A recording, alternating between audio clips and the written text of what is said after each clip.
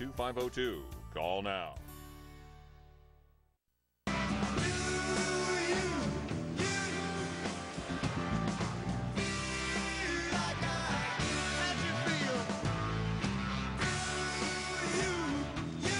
Welcome back, everybody. President Obama's former spiritual mentor, the Reverend Jeremiah Wright, is back in the news. Two big stories. We're going to start with some very serious allegations from Reverend Wright. He claims that he was offered money to stop preaching back in 2008 after he became a political liability to the Obama campaign.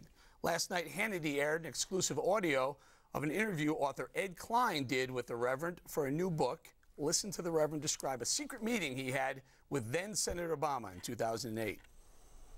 When he came to talk to me, he said the same thing Eric Whitaker's email said. I really wish he would not do any more public speaking until November. Did he offer you any money? No, he did not. He did not. No, Eric. In fact, Eric did not send that to me. He sent it to one of the members who sent it to me. Eric did not send it directly to you? No. He sent it to one of the guys close to me, saying, can you make this offer to Rev? Well, he signed it, and the IP shows exactly where it comes from, so that's in the box. So, Ange, Bob's been saying that we can't trust Ed Klein, but we just heard directly from Jeremiah Wright himself. So does Bob owe Ed Klein an apology? Well, this is what Bob Beckel does. And if I have to deal with Beckel every day and I don't get an apology, then he's got to deal with it too. I wouldn't apologize to that son. If it was the last thing I could do, my last breath. He's a fool. He's a liar. And he's a. But listen, Jeremiah Wright said something right here. He said Whitaker signed the IP, whatever the hell that is, and let's see him produce it. You want to put this on the air? You want to say Reverend Wright is telling you the truth? And an interview with one of the biggest liars in America, and he says Whitaker signed it. Let's see it. But so you're saying Reverend Wright is lying? Yes. Sure. Absolutely. For what reason? What's his motivation? Because he's mad at Obama, because Obama threw him under the bus. And he should have thrown him under the bus. You know, I have a strategy. I mean, not a strategy, an idea. Why I think this is true. They offered to pay him $150,000 not to go to work. Allegedly. Yeah, only a liberal would do that. So it has I could solve it wasn't not to preach. It was not to do any public speaking. That's what Obama asked him to do, and he should have asked him not to do any public speaking. He was embarrassing the campaign. He was embarrassing Obama. But I still get back to this point. If he says Whitaker, when he says that, if he can't produce that check he's talking about, then he's lying. Because then why didn't he? Well, I'm guessing. Well, the way I understood, and I listened to the audios that Hannity rolled last night, and apparently there's a big box of emails.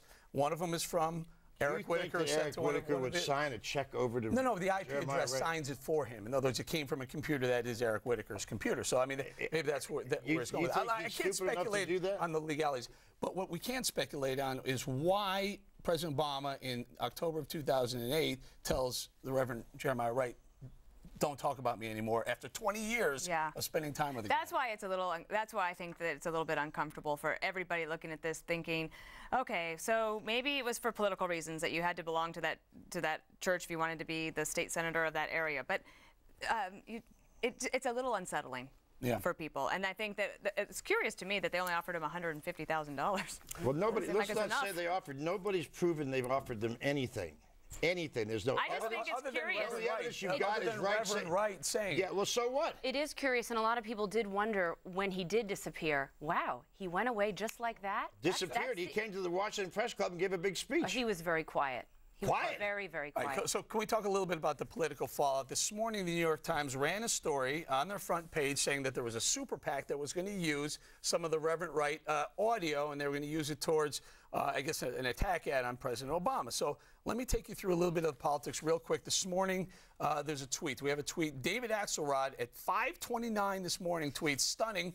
Will Mitt stand up, as Senator John McCain did, or allow the purveyors of slime to operate on his behalf? That's David Axelrod.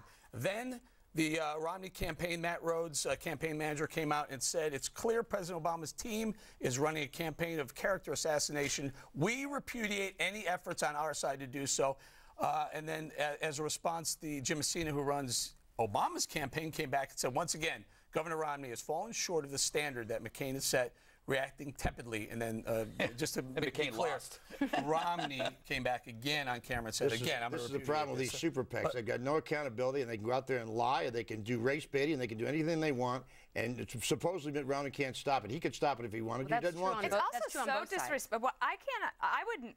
I try never to just use a president's last name. I try to put president or Mr. in front of it.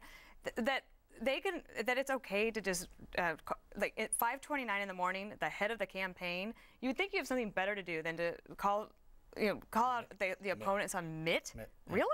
I mean, we could do that here maybe, but have some dignity. Can I ask you this? I agree, Perino. Is this smart, though?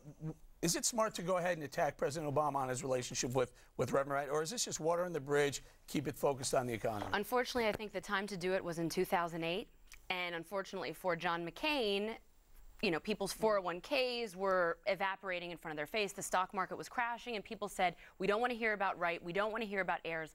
Very, very unfortunate. Of course, the media didn't report on it. Now, it's too late. And I think Bob is right in one sense. That is the danger of super PACs. So if they come out and push this, which I do not think Republicans should, they could risk not only having people look and say, ugh, Mitt Romney he's so detached, but it would drown out Mitt Romney's message, which is the economy. I'm torn, though, because, I mean, we all have acquaintances that if you dredge up, you can never run for office. Dana, you can't run because you lived in that commune with Menudo. That's why I live here now. Yeah. In the 90s, she lived with Menudo. A lot of people don't know that. But there's something about Obama's acquaintances that are weird. Bill Ayers and Wright are weird. Okay, they may be weird. It's the difference between having an acquaintance and an allegation that Eric just made here of $150 million they cannot prove. Allegation. I'm talking about the article. I'm talking It's an about allegation. They can't prove it. Can we just point this out? It's $150,000, and I didn't allege anything. I simply said what Reverend Wright told Ed. Why are we reporting it? All this is happening because they got a pass 4 years ago, and people are still ticked off about that. It's And what didn't happen was $150 million. I know. I'm talking about the scrutiny on Bill Ayers. Let's talk about that. Wright. Let's not talk about some ridiculously no evidence from a guy that's a liar. Well, then if you're saying he's a liar, you know what? Then maybe voters think about this. Show me your friends, and I'll tell you who you are. Show me the check. That was Obama's friend for a long time, and you're saying he's a liar. I'd say the Republicans will take it and run with it. I rest Let's my case. leave it there. Coming up, Hanoi Jane Fonda, Bill Ayers, and Bob Beckel. What do they all have in common? All were anti-war activists, and all have now been thrown under the bus by none other than President Barack Obama. Bob will explain how he feels next.